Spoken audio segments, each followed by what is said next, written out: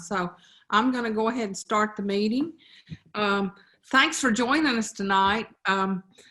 We're glad you're here. We're glad you've joined us. I made myself some notes so I don't forget to say anything, but this is our second attempt at a virtual meeting. Our first one was last month and it went great. I'm sure we're going to be fine tonight too. But we had already been working to try to incorporate reaching out to the public online more. So this has forced us to learn how to do it a little quicker, and we hope to be able, well, we will be doing more of it in the future. I've muted everybody, and I ask that you have questions. If you will type them into the chat box, I will be monitoring the chat box, and I will feed your questions to Jennifer when she comes to a break point. If I think that will work better. When we have a larger group, that just seems to work better. So I will monitor the chat box. So it's my pleasure to introduce our speaker tonight, Miss Jennifer Crumpler. She's a North Carolina native. Her passion for teaching young children the importance of our earth and taking care of it led her to her job as the recycling coordinator with Union County Public Works. She's been in this position for 13 years and is an active member of the Carolina Recycling Association. She's currently continuing her education, and I admire her for that because it's hard to go to school and work at the same time. Through University of North Carolina in Charlotte in environmental studies. So she'll be running the whole shop before she's done. In her spare time, she enjoys reading, traveling, exercising, and watching any professional sports, especially football. So I hope that's going to happen again this fall, Jennifer. I hope so too. So I'm going to turn it over to Jennifer, and she's Jennifer, I've made you a co-host so you can share your screen, and if you have questions, please type them into the chat box. Okay, Debbie, before I get started, I did share the screen. Can you see it? I can see it. Sheila, can you see it?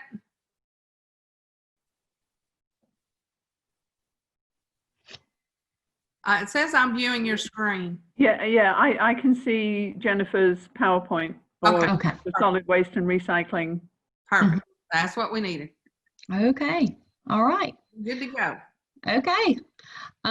Well, like Debbie said, I'm with Solid Waste and Recycling with Union County, and I'm just going to sort of start off with what we do and how we handle solid waste and how we handle recycling and our convenience sites, and sort of clear up some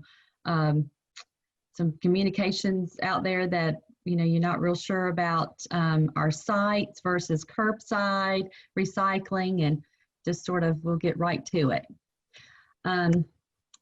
Well, I thought I don't know why my screen is not going to the next slide. Can you go down to where the arrow will pop up at the bottom left-hand corner and click on that?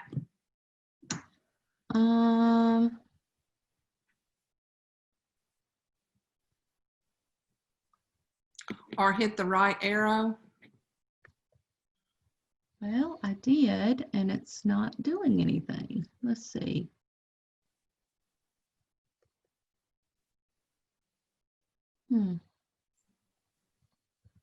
Maybe close it or stop sharing and reopen it. And reopen. Yeah. Okay.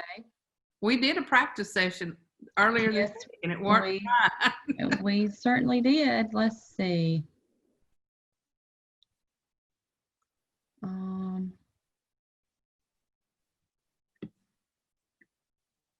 right. There we go.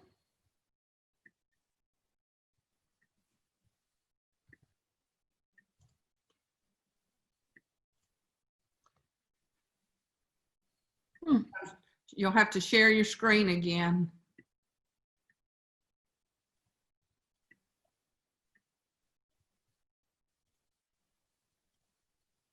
Aha. Okay. Now let's see. Slideshow from. There we go. Good. It was just something I needed to go back in there. So Union County Solid Waste handles garbage throughout the county. In this transfer station here on Austin Cheney Road, we provide convenient and economical disposal for solid waste. It's how we make our money, because we do not charge a solid waste fee in your taxes like a lot of counties do. So this is how we operate our business. It's sort of like an enterprise fund. We pay as you throw. When you throw away garbage, you are actually paying into the system on how we operate our transfer station. And we have a C&D landfill. So it actually buries the C&D, but we do not bury garbage. It is all transported to the big landfill in Charlotte, which is at the Charlotte Motor Speedway. This isn't any county-wide solid waste fee, to support our operations, and we do not regulate the haulers in any way. So that's very important. A lot of people think that, we regulate the haulers going down the road and they see a piece of trash flying out the back of their truck. We cannot regulate that. So, and that's part of our operations there out at the landfill. We also have, I don't know, Debbie, is there a way, can I slide that? Yeah.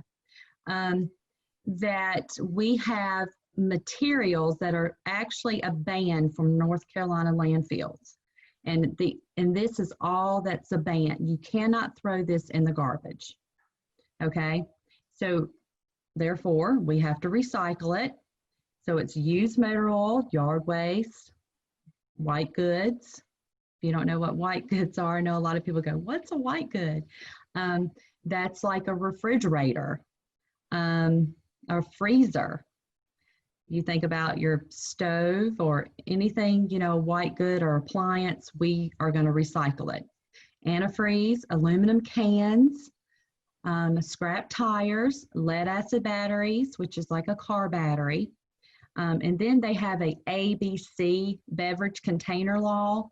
We do not, regulate that or mandate that, but all like bars and restaurants, they have to recycle their glass.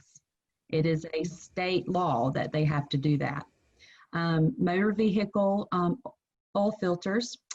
We have plastic bottles, which not, you don't recycle motor oil and pesticide bottles. They have to go in the garbage.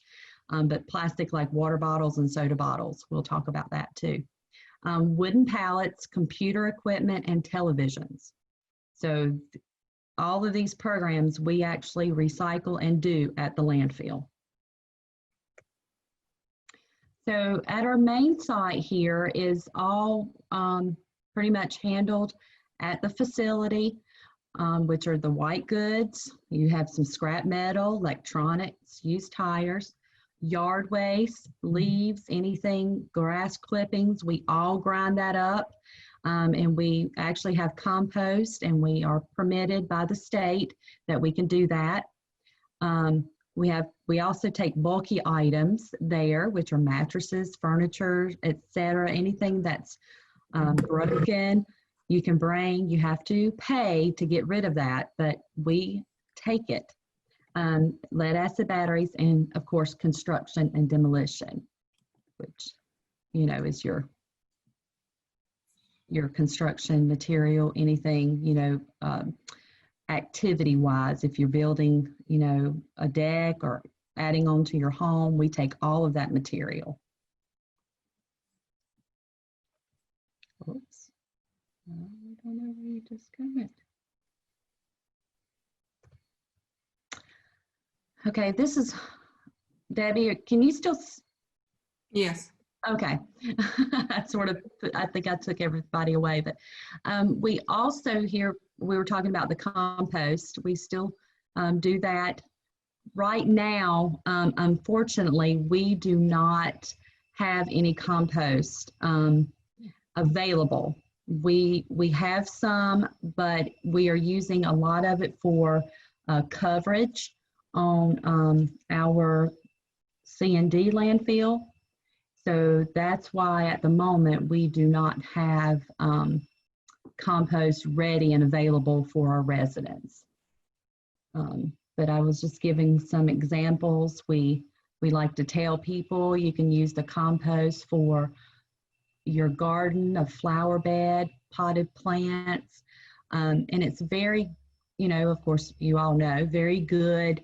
It's all regulated by the state. We do windrows, we do everything. We turn it, we make sure it's processed and ready to go at that facility, at the solid waste management facility, which is the landfill, the Union County landfill.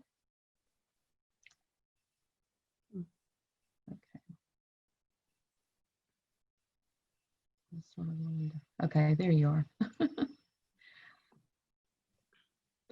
Well, I thought maybe we can stop for a minute if there was any questions or about what we just went over. Yes, Jennifer, there's one question. Somebody asked, what is C&D?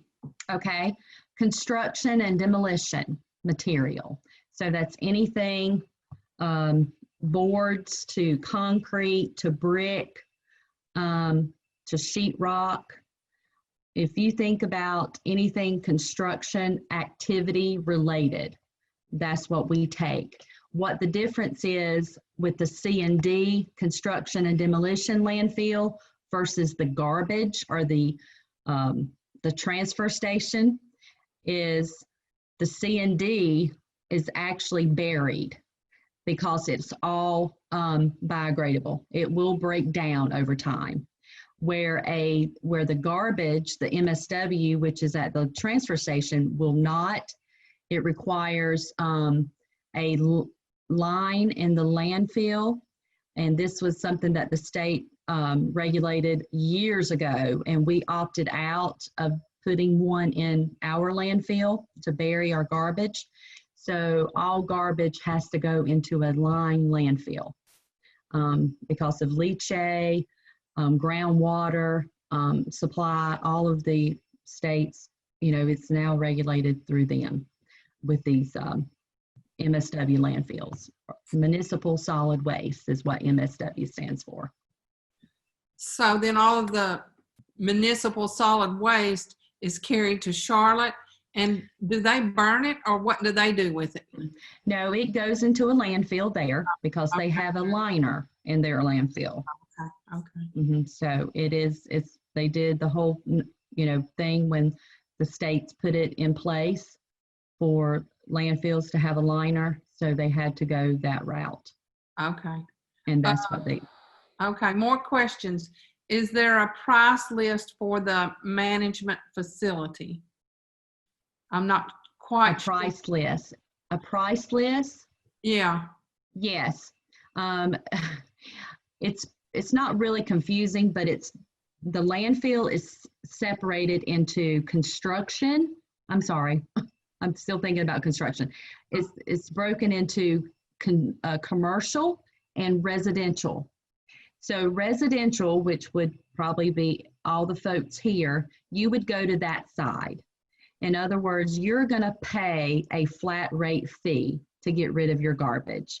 If you have garbage, say, you know, a chair and a couple bags of garbage and some miscellaneous things that you've just picked up from your garage or house and you want to get rid of, and if it's in the back of your car or truck, it's going to be $10 per load. And say you have a single axle trailer that you're bringing in, and the same thing, it's just on the back of that trailer part, it's going to be $10 per load. If it's a dual axle trailer, it's going to be $20 per load. So that side is going to be on a flat rate fee. Okay, so it's going to be this or that. It's not going to change. Where the commercial side, where the transfer station is, those trucks are actually weighed in and out. So we have the exact amount of weight they're taking off. And that's a little different price structure. It's $42 per ton for MSW, which is municipal solid waste, which whatever goes into the transfer station, which would be the trash. Okay. And then you have C and D, which is construction and demolition. That goes up to $36 per ton. So it's just pretty much a weight, and then they're going to know how much you take off. So that's how they charge you on that side. Okay. Did I answer that question, you think? I think so, Jennifer. There were actually two questions kind of related to that. The next question is, my trash company no longer takes yard waste unless you pay an extra fee, and the trash company advised them to throw their yard waste in their trash container. Is this acceptable? It is not. Yard waste is actually, you need to get rid of it properly, and throwing it in the trash is not. So yard waste needs to be recycled. So I had someone call me actually on this today. I don't know why people, maybe they're just not educated and they don't know that you're not supposed to, but I would be very wary of that. I would, if you have a, couple of bags, you do not need to throw that in the garbage. And at our facility, if you had a couple of bags, it's in the back of your car or truck, it's $5 to get rid of it. And you're getting rid of it properly. So that's what I would recommend. So it wouldn't be the $10 per load rule? No, it's a little different with yard waste. It's a little less. Okay. So it's $5, $10, then $15 versus what the garbage was. Okay. So it's just a little different because, yard waste is managed a little different than garbage is. So I think the next question ask you to speak about covering the load or having to pay extra. Is that for commercial and residential folks, or? Yes, that is for everyone.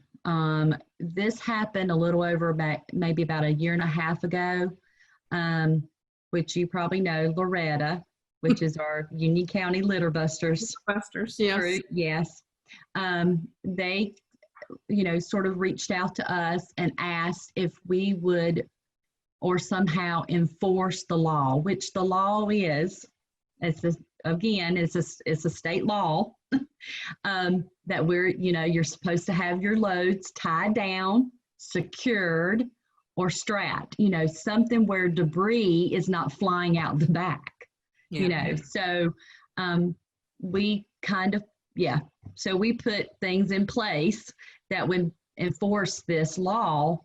And people, if you do not have your tart or your load tarped or strapped or tied down, then we're going to charge you double the rate.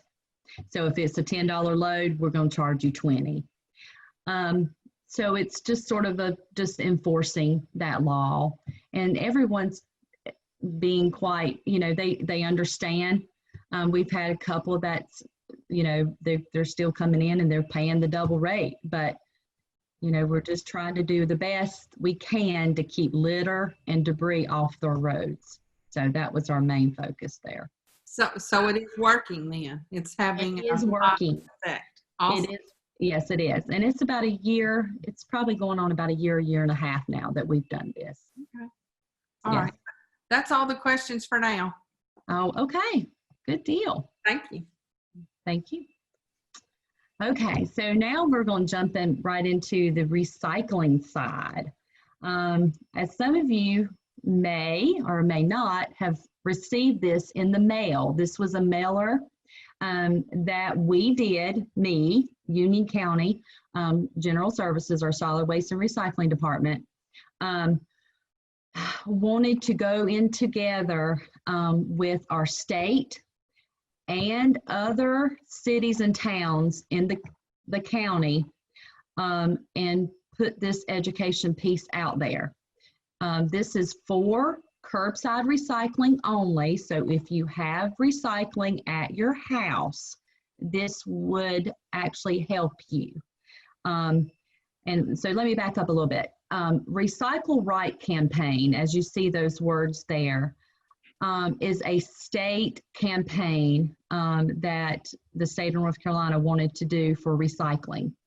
And we'll go into this, but it all goes back to China. What happened a couple of years ago, what happened, why they stopped taking our recycling, why they were not working with the U.S. on recycling, what happened, what are their regulations, what are they trying to do in China, that kind of thing. So this is where this all stems from. This is Recycling Right campaign, and I can show you that too through the state in a minute.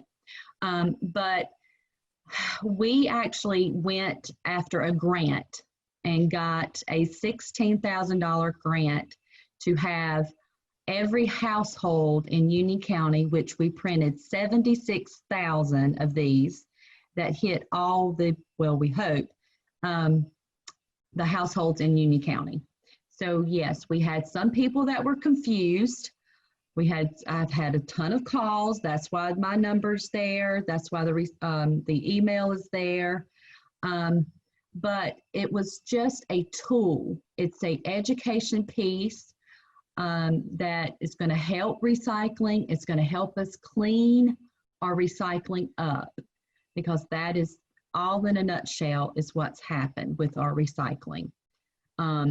So I don't know if any of you have seen this, but this is pretty much our, our mailer, or what we want to go by.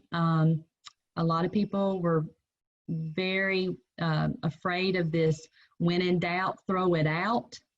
But in the scheme of things, if you think about it, and people are throwing things in recycling that are not, it's going to contaminate things. It's not going to go through the system where recycling process plants are, and it's going to be a very bad system. And that's what we were focused on. We were just really wanting to clean up recycling. So I hope some of you have seen this. Jennifer? Yes. A couple of comments. Yes. One says, this mailer's been super helpful to our family. Good. Another one says, great mailer. And then that's great, because I have not had that. I mean, I've had a few good comments, but some bad. So. And then one person asked, what is the reasoning behind no lids? Okay, yes, and you'll see this too, because we are different, and we'll talk about this too. Curbside and me, at the convenience sites are different when it's recycling. So, and this is what we really want to do, when we haven't gotten there yet with our sites, but lids just do not make it through the process. They're tiny. They're small, they're going to pop off, they're going to, just not, if you can imagine it, a MRF, and this is what a materials recycling facility looks like. It's a bunch of belts and conveyor belts. And so one item's going this way, one item's going that way, and they're just too small, and they're not going to make it through the process. So they end up on the floor, and they have to sweep it up, and it goes in the landfill anyways. So that's pretty much the part of that. That's why no caps and lids are pumps. So that's pretty much what that means.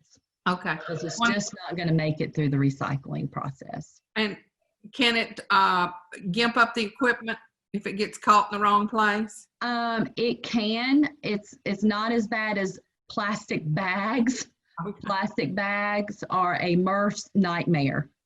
But caps and lids can get stuck in places and jam up, and yes, I mean, they can make a mess out of it too, but for the most part, it's just because they're tiny, they're small, they're not going to make it through the process. In the big bales of plastic that they really won't. Okay. So that's it. Okay. There's more questions, so I'll go ahead and feed them to you now. Okay. do you accept the clear plastic containers that strawberries come in? The clam shells, I guess, is what they're talking about. Right. Unfortunately, no. And I'll tell you why. Recycling is a market world, and the MRFs don't want it unless they can market. And we don't want to give it to them unless they can sell it. So deli containers, even though, yes, they have a 1 or 2 on them, which we'll talk about that too. Numbers are not what we're looking for. We're looking at containers that are going to be recycled. And what that 1 is, it's made out of a 1, which is a soda bottle or a water bottle. So that's why they put that 1 there. So unfortunately, no, they don't want it. Okay. Is that the same reason for the deli containers? I assume they mean the styrofoam containers? Yes, styrofoam, or, you think about, potato salad or whatever your deli, your fast food, if you leave your restaurant and which I guess a deli containers, which was our best word for that, but it's those containers like that, that from restaurants and things like that. That's what we're trying to stay away from. Okay. Next question is, do you have much problem with people bagging their recycling? Definitely at the curb, they do. And that's why we did this for the most part. We, at the sites, convenience sites, we don't have that big of a problem because we have people there that can educate the public, that can talk to them and say, no, we don't want your plastic bag in there. So this is where the biggest problem is with the plastic bags, is at the curb. One more question. Why don't curbside recyclers take glass anymore? This is interesting because, and this is what it is, and it's just being very truthful. The MRFs, where these things are ending up at the materials recovery facility, cannot and will not process glass. It is just too abrasive and too hard on the machinery. It does so much damage. They just don't want it. And so that's why we're trying to get it out of the system, because glass is 100% recyclable. It is going to end up in a glass bottle or another glass jar back on the shelf in about 30 days. There is a processing plant, a glass processing plant in Wilson, North Carolina. And I've been there and I've watched the glass process, and they put that bottle back on the shelf in about 30 days. And that's the difference between the glass, because we pick up, or have at our, I'm sorry, not pick up, but at our facilities, at our convenience sites, when we recycle glass, that's who's picking it up, is the glass vendor. So that's the difference. Okay. Is it necessary to rinse out plastic containers?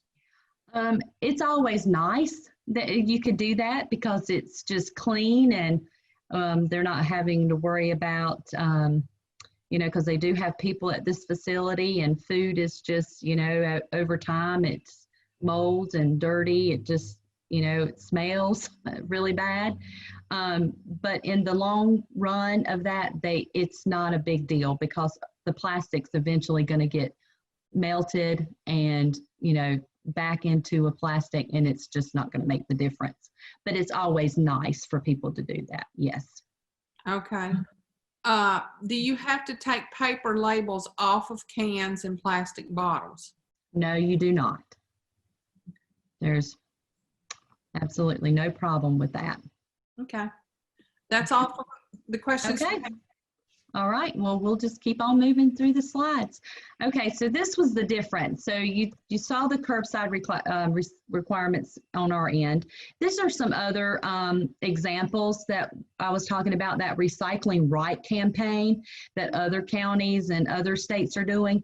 As you can see, some of these photographs, you still see the lids and the caps and things on there. But in the most part, they just, you know, it's neither here or there, it's kind of thing. You don't have to worry about it if you do put something in your cart or bring it to us and it has the lid on it, but we're just kind of staying away from it because in the long run, it's going to end up in the landfill anyways.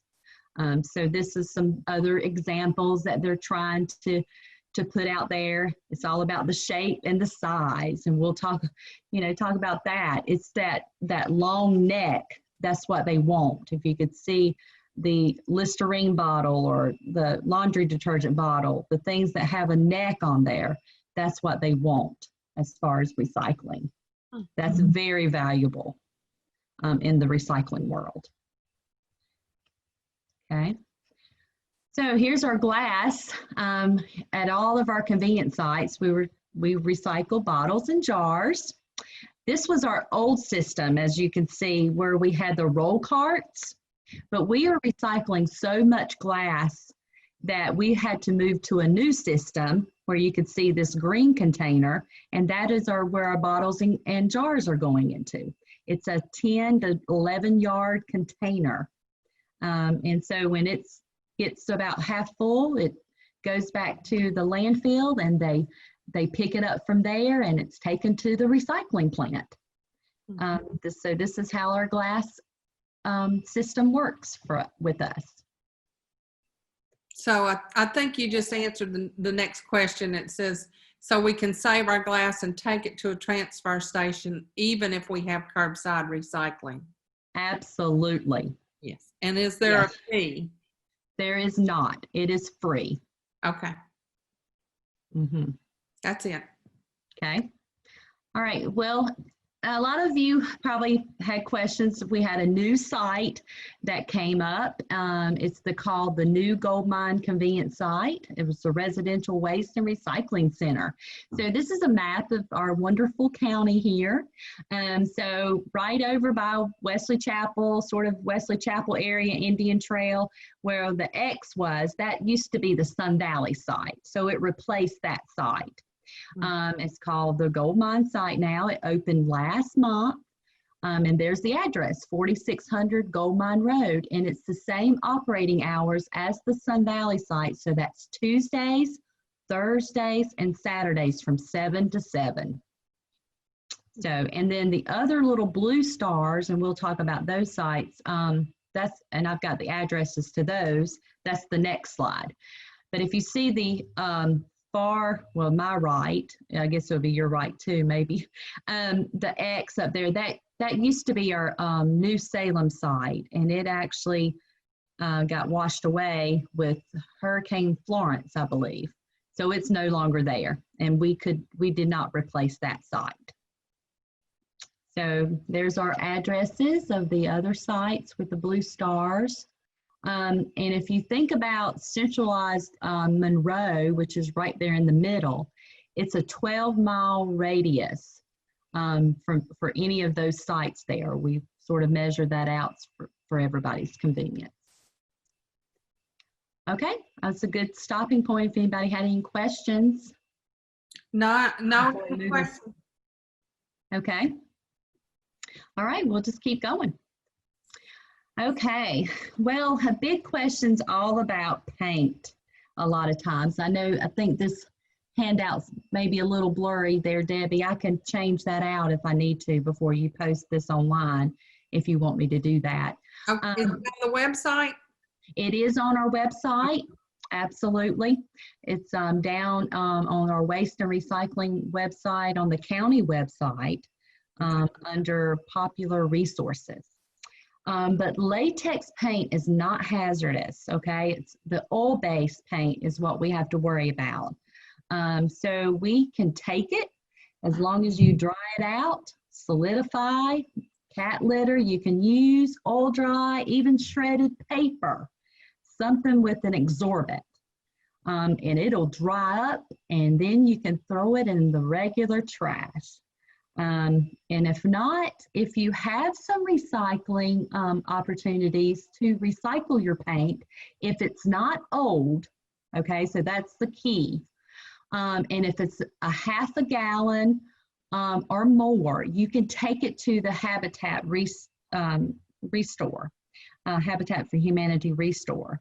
And they would take it, but you just have to be very careful and make sure that it's not old. It has to be like less than 3 years old. There's, you can't have any rust or damage to the container. It has to be at least a half full or more, or more in the can before they will take it. And if there's questions, oil-based paint, unfortunately, because of COVID-19, we generally do a big household hazardous waste day, a collection event. And we take pesticides and insecticides and herbicides and chemicals and cleaners and agents. It's really a big event for things that you are just hazardous. And that's something you can get rid of at that event is oil-based paint. But unfortunately, we had to postpone that event. We may be rescheduling it in the fall, but it's still in the works right now. We're not real sure. So that's about our paint. And here's the Household Hazardous Waste Day, which of course was postponed. But it's a really, oh, I'm sorry, I went too far. It's really a good event we have in the county. It would have been our 11th year, I believe, if we do it this year, 11th year. And it's just a super good way to get rid of household hazardous waste. Debbie knows all about it. She works this event with us. And we have shredded paper that day. It's really awesome. We have really good sponsors. So it's just a great event. But right now it's just not going to happen. But maybe we'll be able to reschedule it in maybe early fall. Okay, well, here's our big to-do thing. What happened with China? This is about the recycling. Well, January of 2018 is when China banned the import of mixed paper and mixed plastics. Boom, it happened. This is where all this started.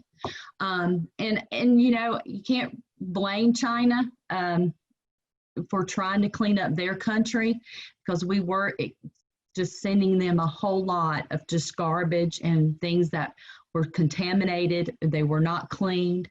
But now what we're doing, we're trying to keep up with that supply and demand issues.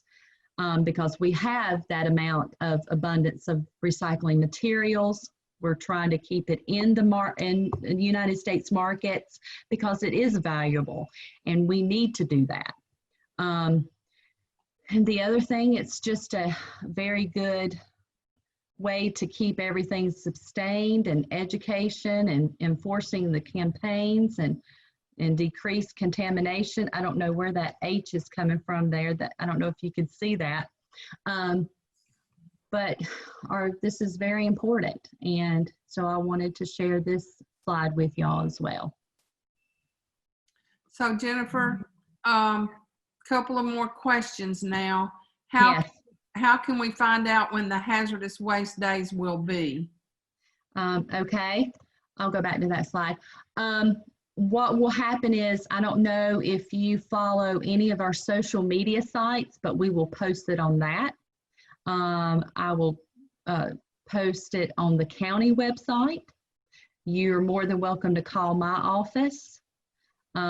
We generally talk to Wixie. We do a handout at all the convenience sites about 2 weeks before, so people can get ready. So it will be out there, just like we normally do every year for this advertisement. We put it in the paper. We generally put it in both the Union Weekly and the EJ. So I don't know if anybody gets the paper these days, but we definitely do that too. Okay. How can, oh, wait. I see household batteries on that hazard list. Can those not go in the trash? I do put all types of household batteries on there because we're kind of keeping it simple. Yes, I will take alkaline batteries during this time, but in long terms, you don't have to recycle them. They can go into the garbage. I put that there because there's so many lithium batteries and rechargeable batteries that people have that are household, and that's why that word is used as household batteries. So there's certain batteries that shouldn't go into the trash. That's right. Recycled. Okay. Absolutely. Okay. Mm-hmm. But during this event, I will take all types of household batteries. Good. I've got several Ziploc bags full. Yes. One other question, going back to the gold mine site. Yes. Has it been advertised on the Union County social media and on Nextdoor? Good question. Nextdoor, I don't think we have a contact with. I can reach out to our department to see if they can, but I do know that they've put it out on all the social media sites. Okay. And you can sign up for all sorts of notifications at the Union County website. So absolutely at the bottom you can. Yeah. Yes. Mm-hmm. Yes, you can. Okay. I will type it into the chat box. Okay. And that's all for now, I think, Jennifer. Okay. All right. I don't know if there's anything here, but this was just pretty much what happened with China and then what we're doing now in the United States. Okay, I thought this little handout was really neat. This is on the state website, the Recycle Right campaign. It was pretty much just, as it tells you or says there, know your no's. Know those things that can't be recycled. A lot of people think paper towels can be recycled, and no, they can't. Now you can put it in compost. That's a way to recycle, but not in a recycling bin. So we definitely don't want that. You know, clothes and house glass and mirrors, people think that they can put that in there, and food, and you can't put that in the recycling at all. So this was pretty neat handout, I thought. Mm-hmm. And here's the information down here, like the DEQ, the state information. I don't really know where this little H is coming from. But now this is coming to know your recycling symbols. So the 1s and 2s, I know a lot of people, well, there's 1s through 7s. Well, we as the county can take a lot more than some of the curbside, you know, when you throw things in the recycling. But 1s and 2s are just a given. That's just really what you want to wait and make sure you recycle. And that's the rule of thumb. Just, it doesn't matter what the number is. We want to recycle what we can process. And usually it's that shape, like a bottle or jar or jug even. And here's some key points for recycling. It creates jobs. It's a valuable resource. Preserves that virgin material, reduce the greenhouse gas emissions, and this is a very big thing. It conserves landfill space. So we just want to do our part and recycle what we can and recycle right, and that was the message. Okay, and questions, here's my information, telephone number and email. anytime. Anything else? Yes. Can I put printer paper in recycling? Absolutely. Yes, you can. Can styrofoam go in household trash and packaging from new products like electronics? Okay, packaging paper, if that's what they're talking about, Debbie, can be recycled. But did you say styrofoam? Yeah, styrofoam. No kind of styrofoam. What No, about it's that? just not a market for it. Okay, the dense type foam that may be packed around some electronics, or the popcorn?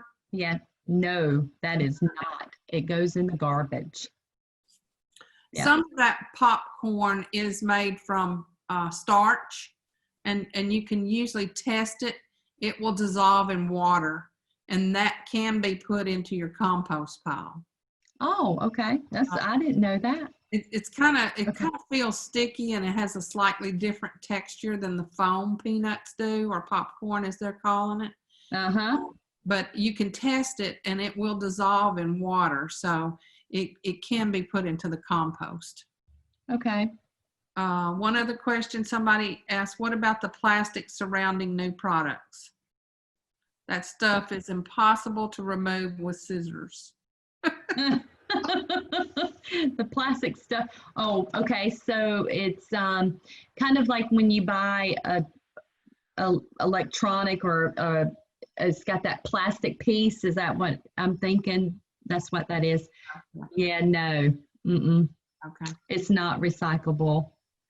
Mm-mm. Can it go with the grocery bags?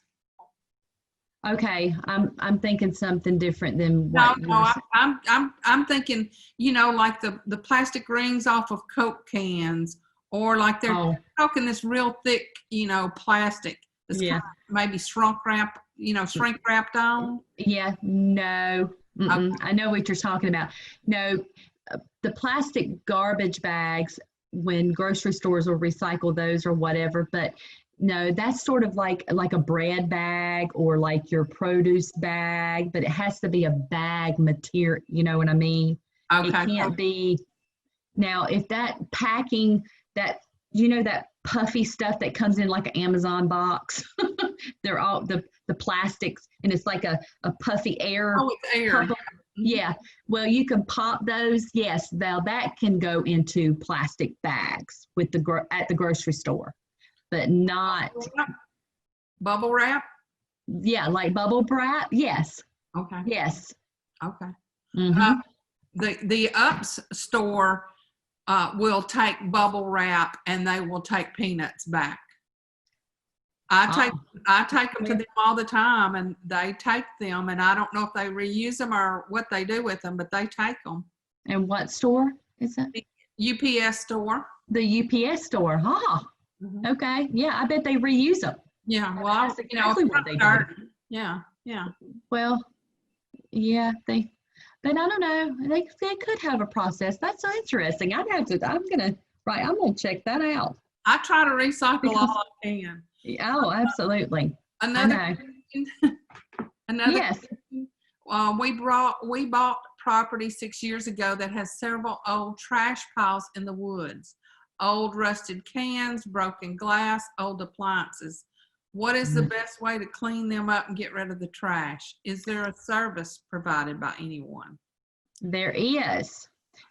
We actually have, meaning Union County, we actually have a environmental enforce officer. And if you can get their number or name, Debbie, and let me get you his number and name, that officer, and they actually go out and investigate or try to clean it up. So, try to maybe find out who it belonged to that could clean it up, or, they may have some kind of service that's, they can get somebody to clean it up, but there's a way to do that if you can get that person. Or either let me get that number and name, that contact, and I can get it to you. Okay. I'll respond. Susan. Okay. I think you can hear me. Just send me an email and I will connect you with Jennifer. More questions, Jennifer. What Okay. are those bags we get from Amazon, usually brown with the bubble wrap type material that's kind of made into it? You know, where it's shipped in an envelope and the bubble wrap is attached to that envelope? Yeah, no. Okay. I mean, because you're not going to be able to get that paper off to the point that it's not going to be tied to that plastic or something. But yeah, I would say no. Trash. That's a trash. Okay. Yeah. One more question. Since COVID-19, my trash company is dumping the recycling and trash in the same truck.